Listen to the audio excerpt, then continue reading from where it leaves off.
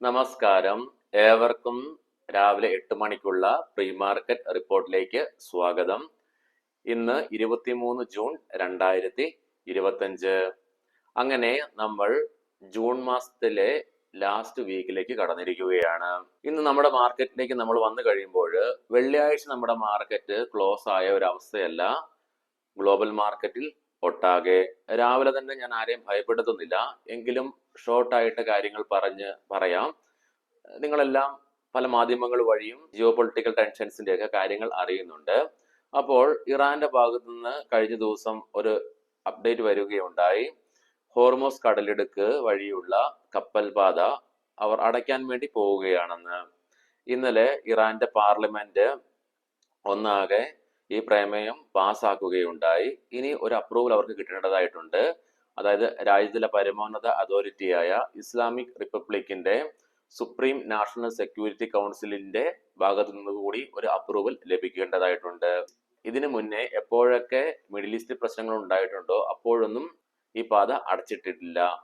എക്സ്പേർട്ടുകളുടെ അഭിപ്രായ പ്രകാരവും ഈ പാത അടയ്ക്കാനുള്ള സാധ്യതകൾ വളരെ കുറവാണ്.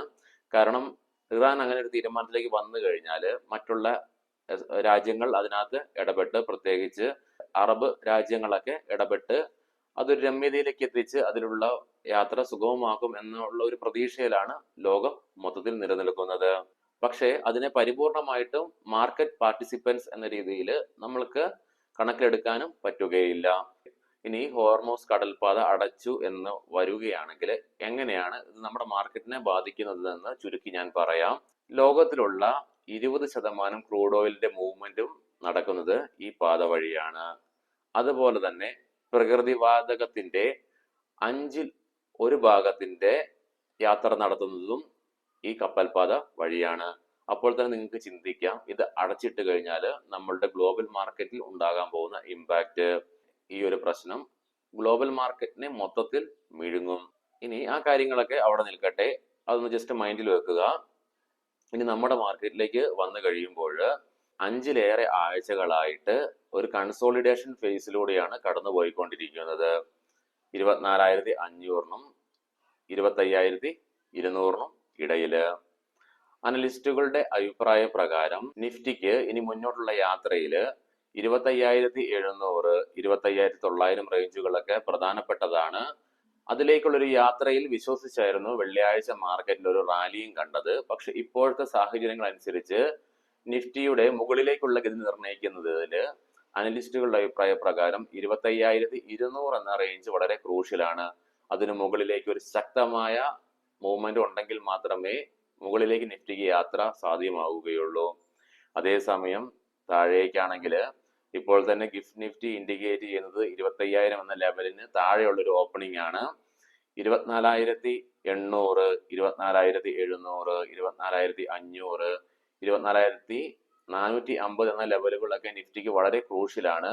അനലിസ്റ്റുകളുടെ അഭിപ്രായ പ്രകാരം നിഫ്റ്റി 24,450 എന്ന ലെവല് ബ്രേക്ക് ചെയ്യുകയാണെങ്കിൽ കരടികൾ ഇറങ്ങി മൊത്തത്തിൽ തിന്നു തീർക്കാനുള്ള സാധ്യതകൾ വളരെ ഏറെയാണെന്നാണ് പറയപ്പെടുന്നത്. ഇന്നത്തെ ഈ പ്രത്യേക സാഹചര്യത്തിൽ മാർക്കറ്റ് എങ്ങോട്ട് പോകുമെന്ന് പോലും ആർക്കും പറയാനായിട്ട് സാധിക്കുകയില്ല. കാരണം മാർക്കറ്റ് അൺപ്രഡിക്റ്റബിൾ ആണ്. എല്ലാവരും മാർക്കറ്റ് ഇടിയുമെന്ന് പ്രതീക്ഷിച്ചിരിക്കുമ്പോൾ ചിലപ്പോൾ മാർക്കറ്റിൽ ഒരു റാലി കാണുവാനും ചാൻസുകൾ ഉണ്ട്. അതേസമയം മറിച്ചും സംഭവിക്കാം. പ്രത്യേകിച്ച് ഇന്നത്തെ മാർക്കറ്റിൽ എല്ലാവരും വളരെ കോൺഷ്യസ് ആയിട്ട് തന്നെ ട്രേഡ് ചെയ്യാൻ വേണ്ടി ശ്രമിക്കുക. ഇങ്ങനെയുള്ള ദിനങ്ങളിലൊക്കെ ട്രേഡിങ്ങിൽ നിന്ന് മാറി നിൽക്കുന്നതും അഭികാമ്യം തന്നെയാണ്. രണ്ടാമതായി നമ്മുടെ മാർക്കറ്റിന്റെ ഏറ്റവും വലിയ ആശങ്ക, നിലവില് നമ്മുടെ ഇന്ത്യ വിക്സ് വളരെ ലോ ആണ്. 13.61 നിലയിലാണ് നിലനിൽക്കുന്നത്. ഇനി വിക്സ് ഒന്ന് ഷൂട്ടപ്പ് ആവുകയാണെങ്കിൽ അപ്പോൾ തീർച്ചയായിട്ടും ഓപ്ഷൻ റൈറ്റേഴ്സും പ്രശ്നത്തിൽപ്പെടും. കാരണം പ്രീമിയംസും വർദ്ധിക്കും. ഈ കാരണങ്ങൾ കൊണ്ടൊക്കെ ഇന്ന് മാർക്കറ്റ് ചിലപ്പോൾ ഹൈലി വോളറ്റൈൽ ആയിട്ട് തന്നെ മാറാം. വെള്ളിയാഴ്ചത്തെ ഹ്യൂജ് ബൈയിങ്ങോടുകൂടി വിദേശ ധനകാര്യ സ്ഥാപനങ്ങൾ നെറ്റ് ബയേഴ്സ് ആയിട്ട് ഈ മാസം നമ്മുടെ മാർക്കറ്റിൽ കാണുന്ന കാഴ്ചയാണ് നമ്മൾ കാണുവാൻ ഇടയായത്.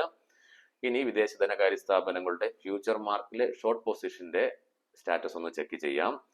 വ്യാഴാഴ്ച 96,962 കോടി രൂപയിൽ നിന്നും വെള്ളിയാഴ്ചത്തേക്ക് വന്നു കഴിയുമ്പോൾ 96,368 കോടി രൂപയായിട്ട് കുറയ്ക്കുകയുണ്ടായി. ഏകദേശം 600 കോടി രൂപയിൽ അടുത്ത്.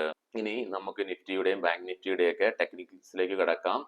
നമുക്കറിയാം ഇങ്ങനെയുള്ള സാഹചര്യങ്ങളിൽ ഇത് വർക്ക് ചെയ്യുകയില്ലെങ്കിൽ കൂടിയും ജസ്റ്റ് നമ്മുടെ ഇൻഫർമേഷന് വേണ്ടി ഇത് പാസ് ചെയ്യുന്നു എന്ന് മാത്രം. നിഫ്റ്റിയില് വെള്ളിയാഴ്ച റാലിയോടുകൂടി ഡെയിലി ചാർട്ട്സിൽ ഒരു സ്ട്രോങ് ബുള്ളിഷ് ക്യാൻഡിൽസ്റ്റിക് പാറ്റേൺ ആണ് കാണുവാനായിട്ട് സാധിക്കുന്നത്. നിഫ്റ്റി അതിന്റെ ഷോർട്ട് ടൈം മൂവിംഗ് അവറേജസ് ആയ 10 ഡേ 20 ഡേ EMA യുടെ ഒക്കെ മുകളിലായിട്ടാണ് വ്യാപാരം അവസാനിപ്പിക്കുക ഉണ്ടായത്. മന്ത്ലി ഓപ്ഷൻസ് ഡാറ്റ പ്രകാരം 26,000 എന്ന സ്ട്രൈക്കില് ഏറ്റവും കൂടുതൽ ഓപ്പൺ ഇൻട്രസ്റ്റ് കാണുവാനായിട്ട് സാധിക്കുന്നു. 25,400 എന്ന സ്ട്രൈക്കിലാണ് ഏറ്റവും കൂടുതൽ കോൾ റൈറ്റിംഗ് കാണുവാനായിട്ട് സാധിക്കുന്നത്. പുട്ട് സൈഡിൽ 25,000 എന്ന സ്ട്രൈക്കിലാണ് ഏറ്റവും കൂടുതൽ ഓപ്പൺ ഇൻട്രസ്റ്റ് കാണുവാൻ സാധിക്കുന്നത്. പുട്ട് റൈറ്റിംഗും 25,000 എന്ന സ്ട്രൈക്കിലായിരുന്നു.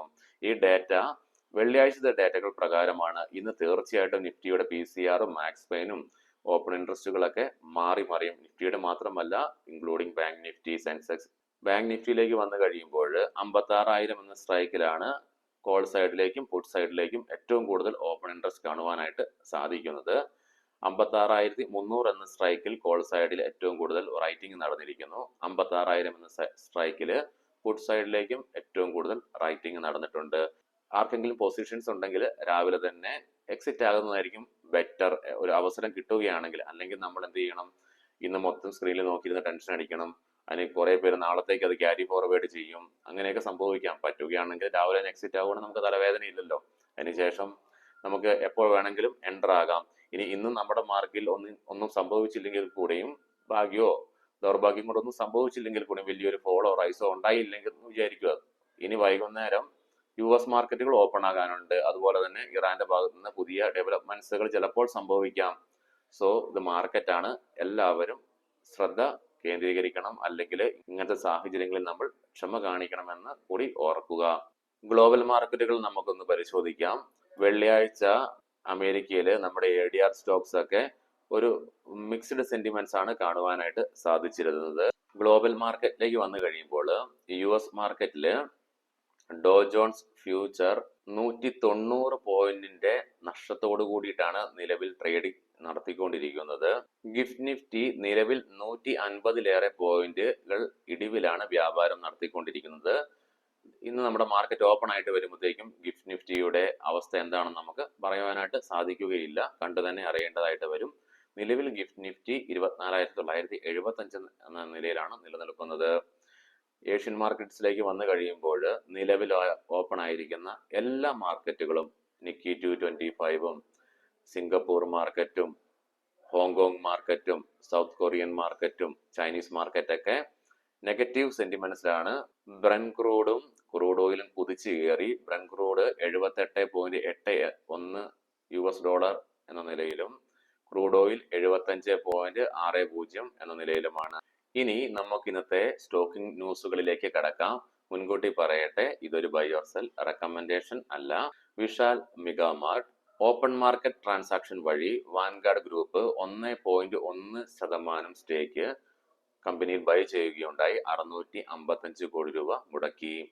ദിലീപ് ബിൽഡ് കോയിൻ 1341 കോടി രൂപയുടെ പുതിയൊരു ഓർഡർ കൊങ്കൺ റെയിൽവേയുടെ ഭാഗത്ത് നിന്ന് കമ്പനിക്ക് ലഭിക്കുകയുണ്ടായി. കോൾ ഇന്ത്യ ഈ ഫിസിക്കൽ ഇയറിൽ 2 പുതിയ കോൾ മൈൻസ് പ്രൊഡക്ഷൻ തുടങ്ങും എന്നുള്ള വാർത്തകൾ വരുന്നുണ്ട്. അക്കാർ മെഡിക്കൽ ടെക്നോളജീസ് കമ്പനിയുടെ IPO SME പ്ലാറ്റ്ഫോമിൽ സബ്സ്ക്രിപ്ഷന് വേണ്ടി വെള്ളിയാഴ്ച ഓപ്പൺ ആയിട്ടുണ്ട്. 24-ാം തീയതി വരെ നമുക്ക് സബ്സ്ക്രൈബ് ചെയ്യാം. HAL 511 കോടി രൂപയുടെ പുതിയൊരു ഓർഡർ ലഭിക്കുകയുണ്ടായി. BEL കവറിംഗ് ഫയറിംഗ് മിസൈലിന്റെ നിർമ്മാണവുമായി ബന്ധപ്പെട്ട് 585 കോടി രൂപയുടെ പുതിയൊരു ഓർഡർ കമ്പനിക്ക് ലഭിക്കുകയുണ്ടായി. സോഡിയാക് എനർജി ഗുജറാത്തില് കമ്പനി പുതിയ ഒരു പ്ലാന്റ് നിർമ്മിക്കുന്നതായിട്ടുള്ള വാർത്തകൾ വരുന്നുണ്ട്. ഏവർക്കും നല്ല ഒരു ട്രേഡിംഗ് ദിനം ആശംസിക്കുന്നു. നന്ദി, നമസ്കാരം.